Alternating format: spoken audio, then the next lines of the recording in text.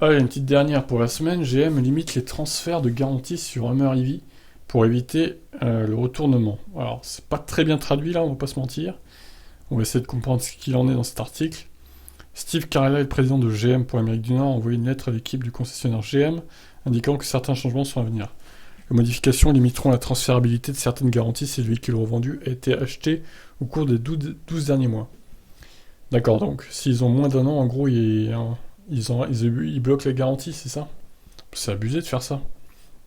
Ils ont le droit de faire ça, c'est étonnant. S'il s'avère qu'un concessionnaire est en train de retourner, il lui sera interdit de passer de futures commandes ou réservations pour certains modèles à forte demande.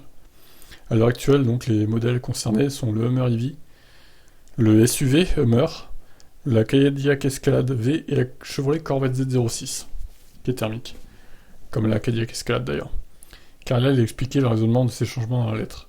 Lorsque les véhicules sont rapidement revendus, en particulier par des concessionnaires non autorisés ou d'autres vendeurs qui ne respectent pas les normes de GM, l'expérience client en souffre et les marques de GM sont endommagées. Ces changements sont mis en œuvre pour assurer une expérience client exemplaire, pour garantir que nos marques restent fortes et pour aider à donner la priorité donner la priorité à la propriété par les passionnés de la marque et les clients fidèles. En plus des mesures pour les concessionnaires, GM incite également les clients. Ça comprendrait une récompense de 5 000 $ pour les clients qui conservent leur Corvette Z06 de 8ème génération pendant au moins un an. Cependant, on ne sait pas encore si le Hummer EV bénéficiera d'une incitation client similaire.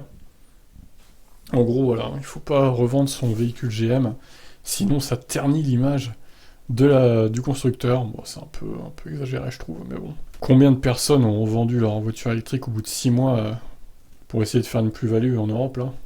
Il y en a des centaines de gens qui ont fait ça, quoi. C'est pas pour autant que ça ternit l'image de marque du constructeur. Donc voilà, je vous laisse commenter. Qu'est-ce que vous en pensez, ciao.